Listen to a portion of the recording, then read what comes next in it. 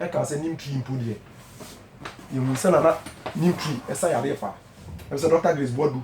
e be tra radio so e wa hase e bu ball mineral substances sa nim tree ni kita o sa ball phytochemicals sa tree nim tree ni kita o sa mi ehun se antiviral ai me se ye duru a ekutia e moyare so enti no e ma amanfo ti wa bruchiro o me kwa Ghana for the man fa ne se ehwe no eno ene binum ka se sa ndua no omu nimo ti e be ya kan fa bi nya duro ni fa ensani on powder ni ade ampeli ampa mo so mu no duro na cha se e ade boost o immune system e boost o immune system no so e ma e ko so high enti na fa de krampo de sister ba ko kasa mpo de o se first na ehu ene ne woni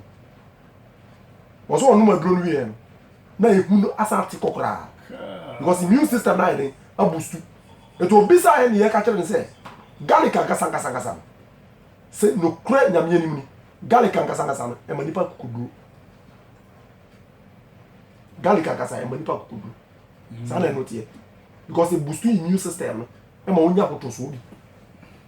na amantie Grace gift there baby a be fa say ayar sakoso pa yi de bia amanfo yeden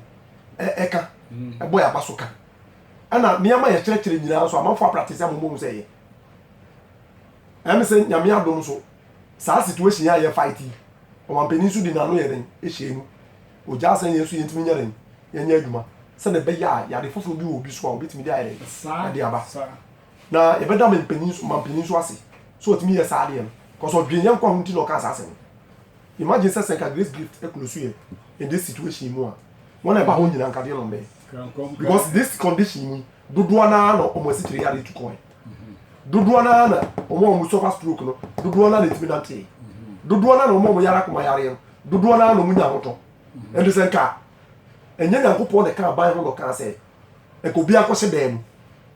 ko sa ho yare ya there will be more death and there will be more death enti no susu kura yenda nyankopon ase yenda o man penin so ase se otimi ye ode e friends o se eye oyo because nyankopon kasa afani otie won say be here drum there life and death so but enantie quarantine na ye kan ye woni mi say nyankopon kura ka mo sem dada se muso ba ye so atwa say quarantine o kan Isaiah chapter 26 verse number 20 o kan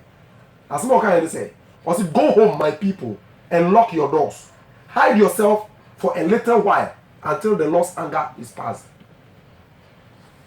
Aye. Yes. Yes. It's quarantine there or Bible. It is on my penny ya on your bonnet. Send a big ya. Some for sure a bit my ring. Ako. Once a name of one say, yeah, Busuni say, yeah, and when you're people for sharing, ever. So what's that? It is a busy, no, that's a question name. Na ye dey keep environment ni clean kakra na ya no so wiring ate so ya Grace gift ye support sade we was o man penin aka but yes you the Bible quotation me e be support am obi ehunu say enye boni it was the Bible quotation no so a sa Bible quotation ya e quote ye ya sa Bible no am so no ka se ye ndi aduaba fa na aba nye den ensa ya de it ye quarantine no ni ye sa je ha ba eduro ni ya den enom na mo for twi ben Grace gift ni e kire wo mo haban no benefit e den eye ena se dudu na e ba ho ndi ase da e den e ba apemfo a se bi nyankopon so yo mboko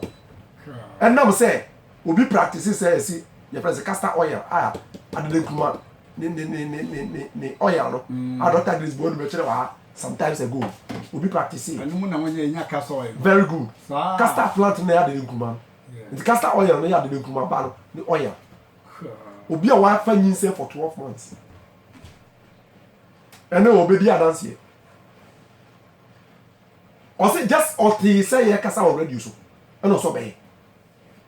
ene adanse no de ba o si nyankopon so ye no boko kama so ba ko so ba baji eduro bi e de adwumo na ai sabi ono so nyankopon so ye no boko ene ba ko bi so ba e na furu oku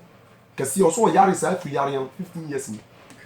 ni ku oska krobia o man bi ni ho mo nko so da oso o man bi o bobo edin se yesa yare o nko ade o ma ko so da cause ni ku oska but o se yare intake no 15 years ni na o de onsa e ka ne yefun no a e te se bo na aku na wa fo ya nyanga adwongo nya grobia e complex ya adwongo na mo adwongo ne de loka abelo ka na de ayem enu bi proper very good proper me say nyanko pa hye no wan monyam e na oba ye so ota ba ho ete na oba ye patience e ho nyina obia e shoka obia because ye fun na twe fin ani abia was so for 15 good years ni kunu oska hwa ya sabia kese a okoyo but grace gift na sabi nipa mu na ni hwa de no wa ye na no a wana woman bi nya yas yes amante sister bi na yesi e wo no nyina no na e wo for friends 1 week bia no with me travel for there 4 times ade no nye twere o ma ya o mu hu ade ko de bai ban kom se na mu ne se sabi huhum yare ya to ma wọ́n bọ́mpa enye yi wọ́n se die tackle yare yo ye hunu se nhwe akwadoro na di yare no bai cause e bisa na kwala no oduru from 11 to 12 years no na yare no chase to say ntoma yare ya adent na den time nkwala bi ato no so 84 sa 11 years no yare no chase di ade na wo ye before 11 years ye investigation ye hunu se na ya akwadoro because ni papa oska ni mamu oska etu wonya hwe na ofie de oya na adesua so what's that nti it's not it was exercise because more learning no a constricted athletes no adwene entina de moja kwa adwene a constricted na mu a ti moja timi nko e na ma otwitwa hwe sa no etina twase ye man do et adon na o do no mu a no just one day a o de do ye e no ano ya ren tu ya mabiu actually akwadiro ye yade it won't be a problem back grace gifter yet me investigation who are the comporting the yare ne dey e bai ti e bisa question ye bone question ye kwa e be fa so hu say we na wo ya de yare ne dey e bai ye fiti preko pe fa duro nka obi because ni pa na akwadiro na de yare ne bai a wo de duro ka na dey david enye ye because bon sama japade na akwadiro na sa akwadiro she o ma wo nya exercise bia it organs ni nyina ni na de yare ye e ba wo we na grace gift e hwemu hu a na se yesa na ye obi anwo ye ngrofo nwanwa ngrofo si juju very good but how can it be juju david onyankopon person oni pa bia very good common sense but em na ti are ba kwa me person ye huni obi a wo ye physician na so ye ya safo o ye nipa bia ho na mu nipa bia yi asosofo so ho o ye asosofo ana ho na mu nipa bia nyankopon dia hye nipa nsa dia caretakers eto ye physician ala so ye o yare sani a e wo so make sure say nyankopon abody odi esi wo say emfam protect body no ye hwehwemu na fa ne pepepe because ebu wa na ye duro obi die nya duro obu ho a nipadua ne bibi no awia na de yare abre no nipadua ne bibi ne den ajapade a nipadua no wo no na ka ho se meda edu anadwa meda obi ahia 8 to 9 hours of sleep in the night. You only pay more what die 2 hours. But practices are the way sir for somewhere like 10 years. They are there born away near bro. Who they broken now? Because he needs restitution. Also send a name. I don't know where I am. Also Odiba. It's a way you let much another money pan. Some patch out for the person 1 year. It was so that 8 hours. so ati Ya dey echo. Obedie ye nsuo. And that sister people I catch say okodo nsuo ni yare nyina nsuo because we are 6 years. Yare no yare no. Ode ba ho for the first 1 week near the draw time first. Na and respond and I catch so here sleep. 1 month of sleep. And nsuo obenum no onum no. 1 month no amu no wonya yare sa. Etinye yade ni nyina ana ba grace gift idea grow sa. When as a man for ehunu a na eyo madwem Christian ni omo ntia ase ebo yare ni bi won krampo a yehwe o so be mani pa na kohwe ade keke because you near man yakopon boy say ni no hwe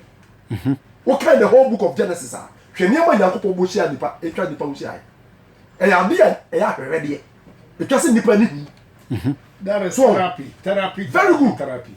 ɛne yɛ watching therapy sɛ wode w'ani hwɛ adeɛ eye therapy so obi yɛ adeɛ nyinaa no ɛnu aduro no ɛsɛ bo ano obo si asoma no sɛ ebi ɔnkɔ forest ana ɔnkɔ village no ɔnkɔ hɛ greens no na ɛwɔ field num no ɔnkɔ hɛ kɛkɛ asa ne yare ɔbɛba na ne ho atɔ because ɛne na ni no demand sɛ bɛhɛ obi deɛ psychological problem just sɛ ɔhwɛ nature ɔmampanye bi yare yɛ sɛ momfa no kɔ Switzerland na ɔnkɔhwɛ nneɛma ɛwɔ hɔ very good environment so okay ɛtino yɛ ɔnneɛma bebree ade sɛ yɛ but this is over grace gift come on